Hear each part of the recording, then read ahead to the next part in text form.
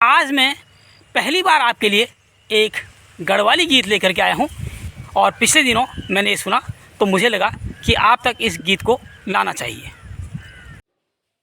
नमस्कार साथियों, स्वागत है आप सभी का एक बार फिर से मेरे YouTube चैनल चंद्रखाती द गुरुजी में।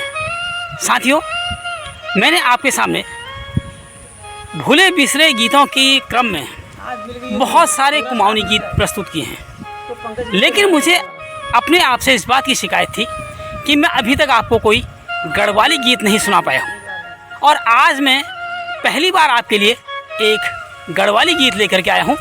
साथियों, ये गीत वैसे तो बहुत पुराना नहीं है और पिछले दिनों मैंने ये सुना तो मुझे लगा कि आप तक इस गीत को लाना चाहिए। साथियों, इस गीत की पृष्ठभूमि भी बिल्कुल वैसी ही है जैसे कि सामान्य रूप से हमारे पहाड़ी गीतों की होती है।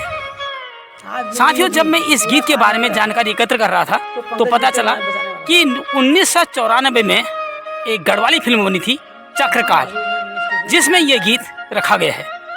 इस गीत को लिखा है गढ़ रत्न मेरे प्रिय गीतकार नरेंद्र सिंह नेगी जी के द्वारा और संगीत भी उन्हीं के द्वारा तैयार किया गया है और इसे आवाज़ दी है उस वक्त की हिंदी फिल्मों की चर्चित और लोकप्रिय गायिका पूर्णिमा ने। और जहाँ तक पूर्णिमा की बात है, पूर्णिमा बचपन में हिंदी फिल्मों में बाल कलाकारों के लिए अपनी आवाज़ दिया करती थी और उनका नाम हुआ करता था सुषमा श्रेष्ठ। मेरी उम्र के जो मेरे व्यूअर्स हैं उन्हें यह नाम सुनकर कोई विशेष आश्चर्य नहीं हो रहा होगा। उन्होंने बाल कलाकार के रूप में तमाम फिल्मों में एक से एक गीत गाए हैं और इसी समय जब मैं ये बात आपसे कर रहा हूँ तो मुझे उनका गाया हुआ एक गीत याद आ रहा है।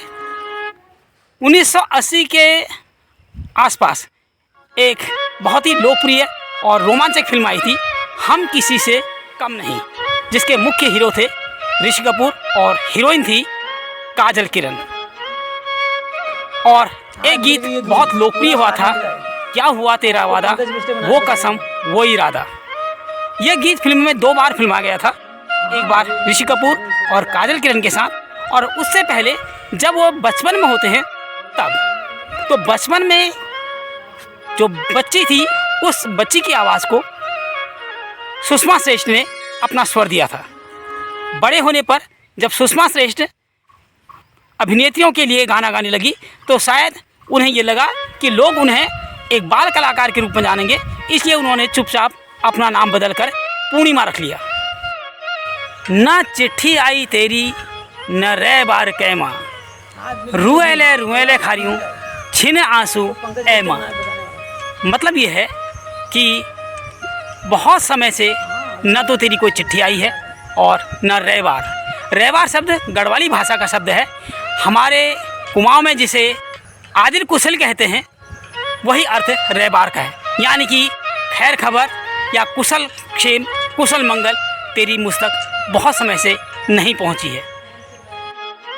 रुएले रुएले खारियूं छिन आंसू ए माँ, तेरी याद में रोते रोते आंसू बहाते बहाते मेरी आंखें भी खारी हो गई हैं।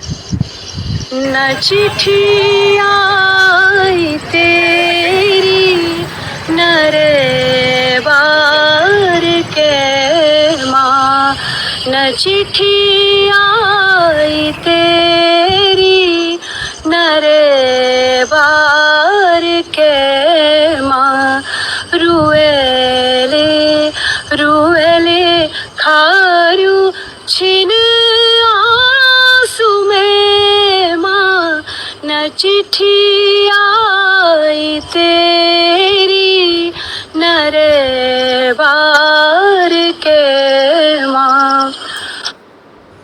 फागुन चैत ए बसंत डांडा मौली गेना, कि फागुन और चैत का महीना जबकि बसंत का महीना होता है, चारों ओर पहाड़ों में विभिन्न प्रकार के फूल खिल गए हैं। चारों ओर एक प्रकार से उमंग छाई हुई है, लेकिन तेरी कोई खोज खबर मुझ तक नहीं पहुंची। चैत ए बसंत डांडा मौली गेनी, डांडा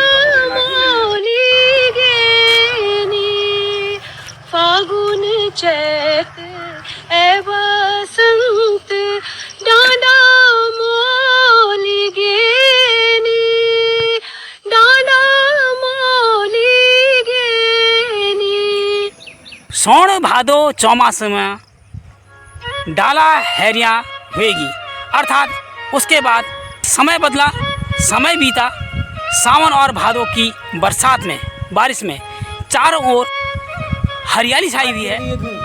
तमाम रूखे पेड़ हरे हरे पत्तों से भर आए हैं। लेकिन मेरी ज़िंदगी में, मेरे जीवन में कोई हरियाली नहीं आई है, कोई खुशी नहीं आई है, क्योंकि कोई रहबार, कोई आदिल कुशल मुझ तक नहीं पहुंची है। सावन भादो चौमासा डाला हेरा हेरी, डाला हेरा हेरी। सावन भादो चौमासा डाला हेरा हेरी, डाला हेरा हेरी। चौदिशों खिलियान फूल को सुनौलो ऐ माँ। चारों दिशाओं में रंग बिरंगे फूल खिले हुए हैं। हर कोई अपने अपने जीवन की खुशियों में व्यस्त है, मग्न है। ऐसी स्थिति में मेरे मन की दशा को, मेरे मन की व्यथा को कौन सुनेगा। खिलियान फूल हो,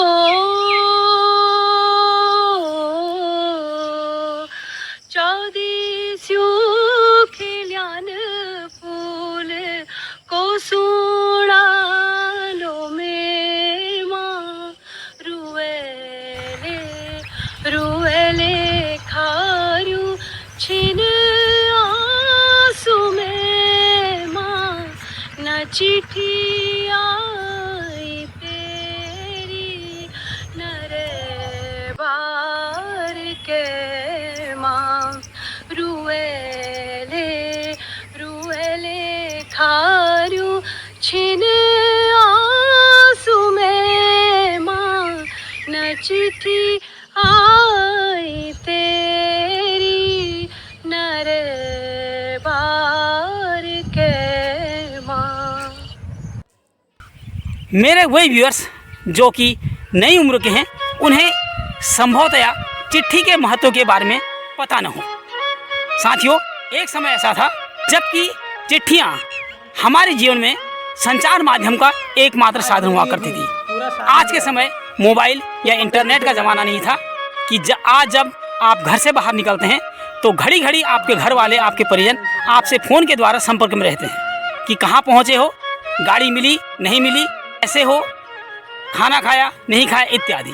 लेकिन सन 1980 के आसपास तक स्थिति ये थी कि जब कोई व्यक्ति अपने घर से बाहर जाता था तो घर वाले उसे छोड़ने के लिए गांव की सीमा तक आते थे, और उसके बाद उस जाते हुए व्यक्ति को, जो कि उनका बेटा होता था, भाई होता था या पति होता था, तब तक टकटकी लगाकर निहारते रहते थे जब तक कि वह आंखों से ओझल नहीं हो जाता था। जाने वाला व्यक्ति भी बार बार पीछे को पलटकर अपने परिजनों को हाथ हिलाता रहता था। लेकिन एक क्षण ऐसा आता था जबकि वह आंखों से ओझल हो जाता था।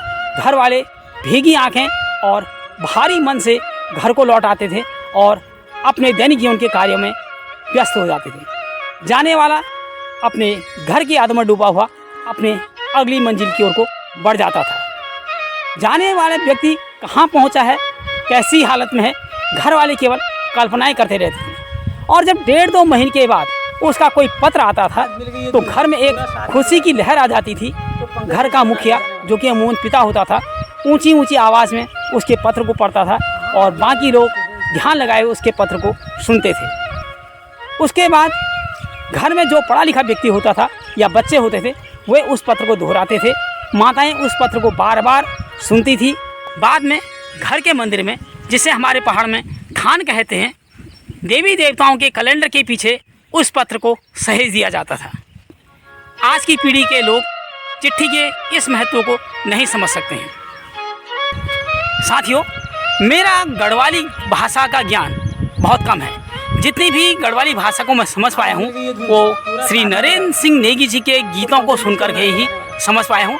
ऐसी स्थिति में अपनी समझ के अनुसार मैंने जो इस गीत के अर्थ को समझा, आप तक पहुँचाया।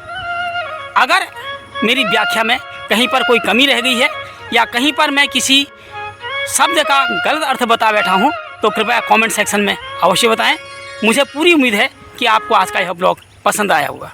अतः कृपया कमेंट करें, लाइक करें, शेयर करें और हाँ, चैनल पर अगर नए हैं तो चैनल को सब्सक्राइब अवश्य करें। शीघ्र ही मिलेंगे एक नए ब्लॉग में किसी अन्य विषय को लेकर के, किसी अन्य गीत को लेकर के। तब तक स्वस्थ रहें, मस्त रहें, व्यस्त रहें। धन्यवाद।